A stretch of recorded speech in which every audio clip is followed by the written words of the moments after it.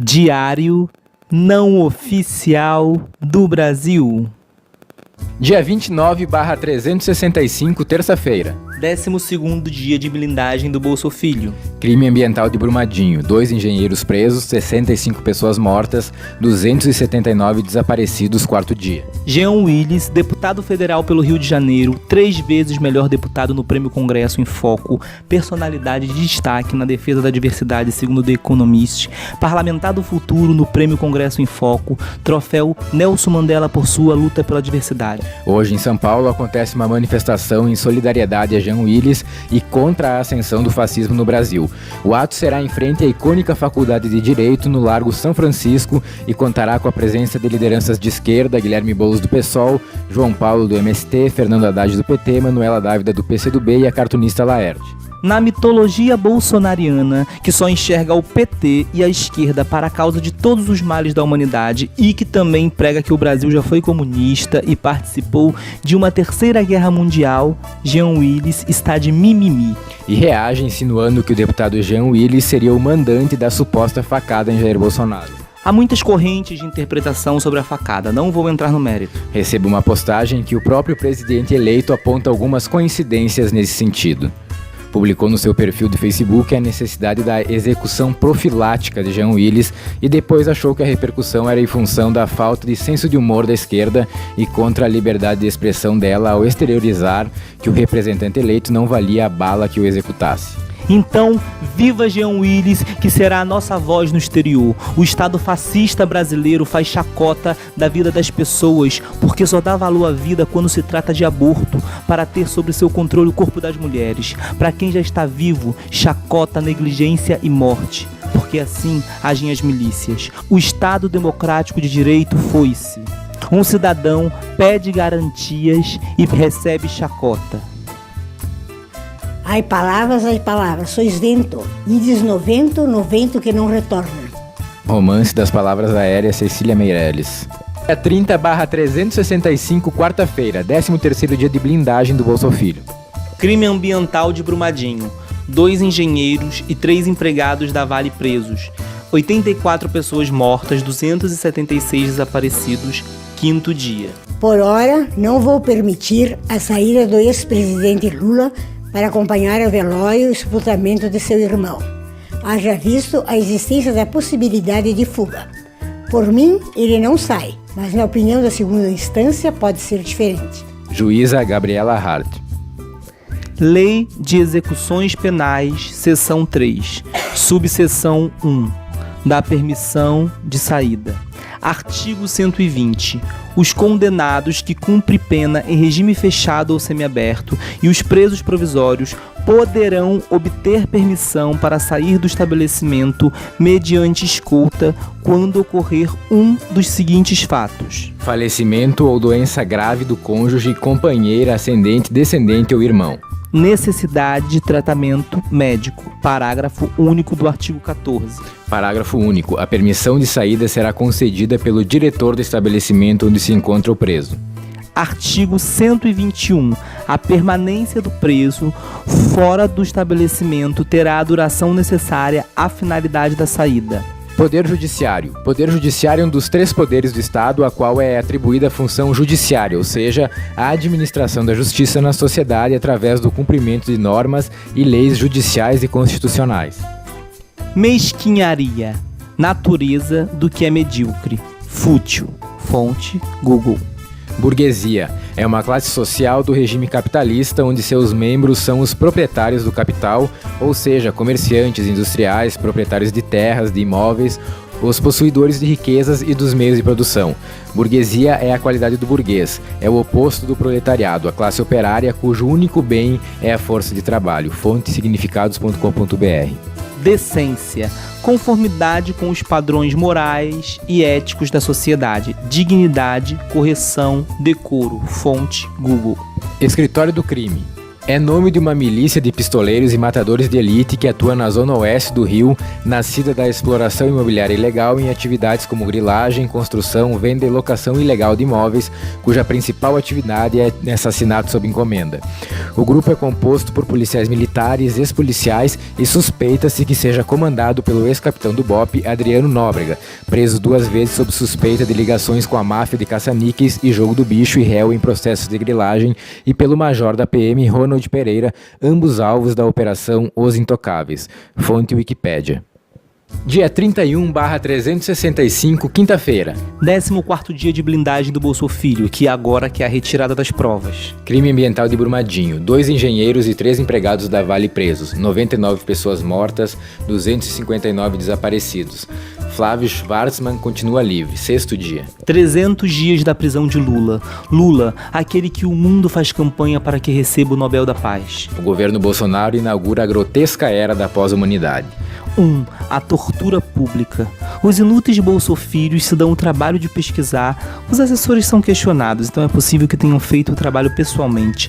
Todos os falecimentos entre os 20 meio-irmãos de Lula, que não conhece todos e apenas conviveu com os filhos de Dona Lindu para criar notícias falsas na internet. Fazer o que a Bolsa Família e seus asseclas sabem fazer: escárnio e tortura, violência e desumanidade. Quanto custa essa família aos cofres públicos? 2. A família de um dos ministros, altamente envolvida com desvios de verba na PAI, também destila seu ódio publicamente. 3. Toffoli é o escárnio absoluto. Determina a 15 minutos do enterro que Lula poderá se despedir do irmão, se o morto e a família forem visitá-lo na caserna. Já não é o morto a ser reinventado em suas derradeiras horas perversas.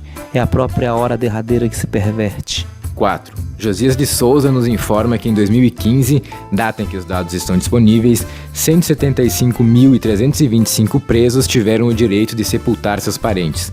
O Estadão completa que por mês os presídios autorizam aproximadamente 12.000 saídas. A ditadura das milícias se apresenta mais horrenda, desumana que a ditadura civil-militar de 1964. A luta constante é contra a humanidade. Lula, prisioneiro político, agora prisioneiro de guerra. Um gigante diante desse mundo pequeno e mesquinho da pós-humanidade. Acho que entramos na era dos abutres. Dia 32/365, sexta-feira, 1º de fevereiro. Avaliação do bolsonarismo, parte 1 de algumas.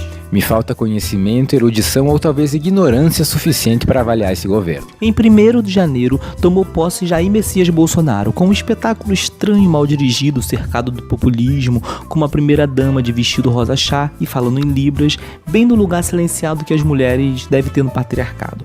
Houve um cavalo com São Jorge que ainda tentou impedir aquela ignomínia, mas foi em vão. A tática inicial do governo eleito se apoiou em um diversionismo histriônico. Um circo de horrores foi montado para que a intrépida trupe de ministros, assim como o titular e sua família, falassem os mais diversos absurdos e fatos polêmicos, enquanto toda a perda de direitos ia a galope, silenciosamente. Algum desentendimento entre os titulares e o PIG aconteceu, de forma que toda a investigação que já havia sido feita sobre um dos bolsofilhos, suas contas bancárias, seus envolvimentos com a milícia, começou a vir à tona e o foco passou a ser a própria família e o eleito. Oh! Gritava o coro indignado. Os milicianos que elegemos são corruptos. Mas rapidamente uma nova versão surgia. São os maus jornalistas, os esquerdopatas mentirosos. E todos se conformavam, menos os esquerdopatas, é claro. A negociação entre o presidente eleito e sua família, que atua como extensão da personalidade empossada, o partido da imprensa golpista e alguns setores ocultos, não caminhou face talvez ao amadorismo da família presidencial, e foi revelado mais do que o público esperava, manchando de sangue os bolsofilhos. Mesmo assim, a fé dos seguidores, que se sentem representados por justiceiros, não necessariamente foi abalada, porque afinal, além do PT, temos o Queiroz, do segundo mordomo, que sempre leva a culpa no final. A primeira viagem internacional preparada para distribuir o país em fatias, como o brinde extra do petróleo, que no passado chegou a se apresentar como nosso futuro, foi de bravatas curtas e poucos resultados concretos.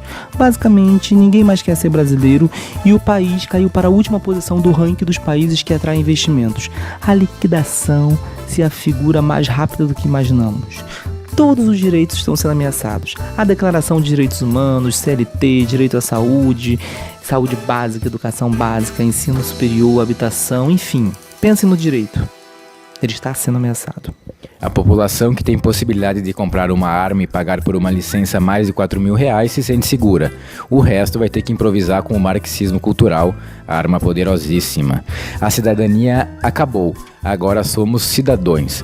O genocídio da população indígena é calculado e estimulado. A ministra do Ministério da Mulher, Família e Direitos Humanos é acusada de sequestro e tráfico de crianças indígenas e ainda tem o crime ambiental da Vale, Brumadinho, merecendo muitas análises. Então, observando em perspectiva a trajetória até aqui, concluo que já devemos estar próximo da borda da Terra plana. Dia 33/365, sábado, 2 de fevereiro. 16º dia de blindagem do Bolso Filho. Um membro do STF ameaça romper a blindagem. Crime ambiental de Brumadinho. 2 engenheiros e 3 empregados da Vale presos. 110 pessoas mortas, 238 desaparecidos. Flávio Schwartzman continua livre. A expressão homicídio doloso aparece na imprensa 8º dia. Ontem iniciou uma nova legislatura. O Congresso Nacional teve uma renovação. As duas maiores bancadas da Câmara são do PT e do PSL, 55 cada. É a maior representação feminina que já tivemos.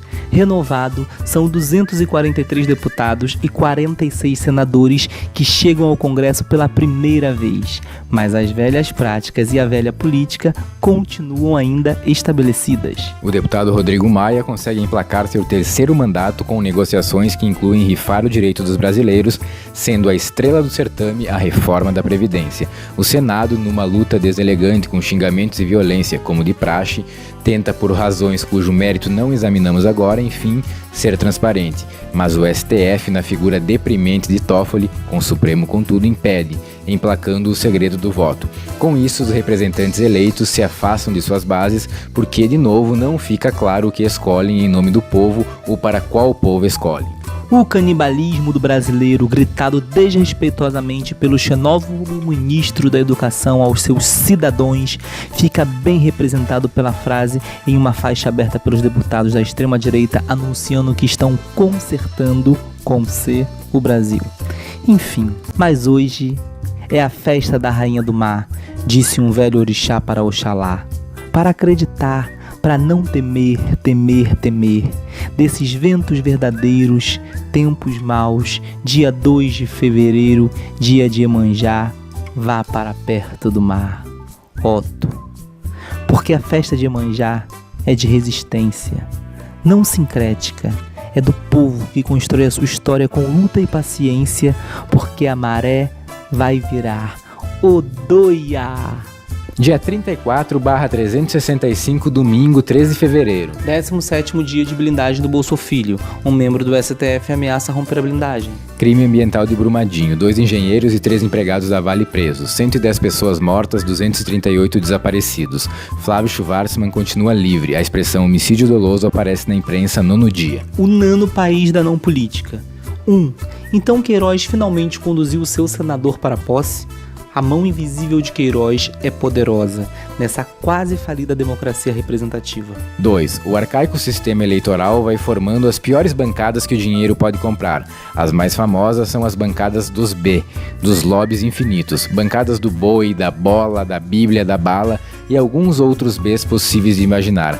Cada lobby representando perda de direitos e retrocessos para o povo, mas representando muito bem o interesse da parcela do capital que o conduziu. 3. Nesse cenário, o Senado tende a tornar-se uma sucursal do escritório do crime, fabricando votos, tudo ao vivo no estilo BBB do horror, mas principalmente fomentando o descrédito nos políticos e na política.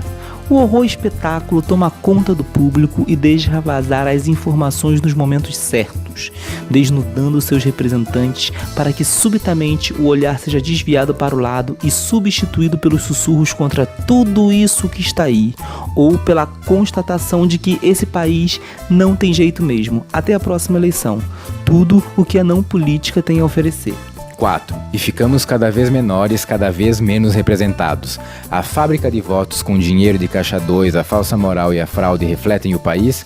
Refletem o capital que já deixou claro que não quer conversa com a democracia.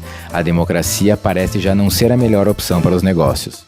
5. E assim chegamos à 56ª legislatura. Em números, são 513 deputados, 30 partidos. PT e PSL têm as maiores bancadas com 55 representantes cada.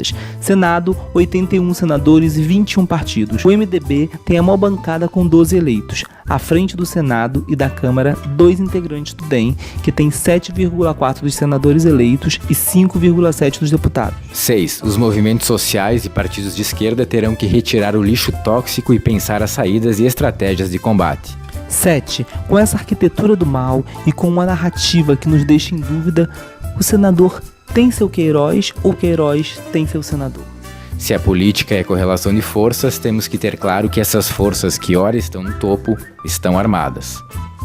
Dia 35/365, segunda-feira, 4 de fevereiro. 18º dia de blindagem do Bolsa Filho. Um membro do STF ameaça romper a blindagem. Crime ambiental da Vale. 2 engenheiros e 3 empregados da Vale presos. 121 pessoas mortas, 204 desaparecidos. Flávio Schwartzman continua livre. A expressão homicídio doloso aparece na imprensa 10º dia. De acordo com diversas fontes que o Google me aponta, em 2017 existiam 193 países no mundo.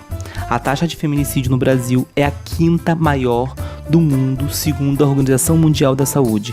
Apenas 4 países desses 193 conseguem ser mais violentos que o Brasil. 108 casos de feminicídio até 21 de janeiro. Mergulho nas informações da página do Instituto Patrícia Galvão e tem os seguintes dados para esse país chamado Brasil. Uma mulher é vítima de estupro a cada 9 minutos. 3 mulheres são vítimas de feminicídio a cada dia. Uma pessoa trans ou gênero diversa é assassinada a cada 2 dias. Uma mulher registra agressão a cada 2 minutos. 2 minutos. Atente que muitas são agredidas e não queixa. No dia 2 de fevereiro, uma ativista valorosa se suicidou. Sabrina Bittencourt, 37 anos, perseguida e ameaçada por líderes religiosos, agente das maiores barbáries de abuso, 506 mulheres foram abusadas por João de Deus, o médium.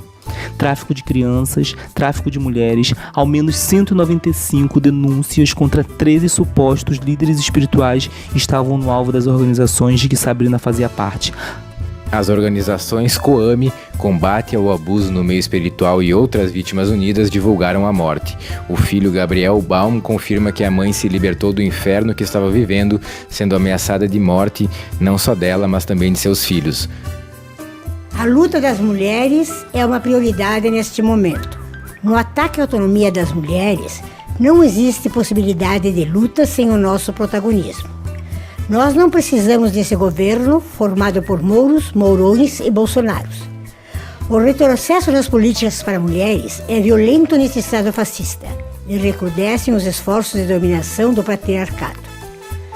Nossos companheiros se apoiam nas suas posições conquistadas enquanto secundarizam nossa luta e criam a fábula de um dia, ao fim da luta de classes, todos estaremos libertos. Todos menos umas. Com esses números absurdos, não sem o nosso protagonismo, não sobreviveremos até lá. Sabrina Bittencourt presente, Marielle Franco presente, todas as mulheres silenciadas presente. Ele não, eles não, ele nunca.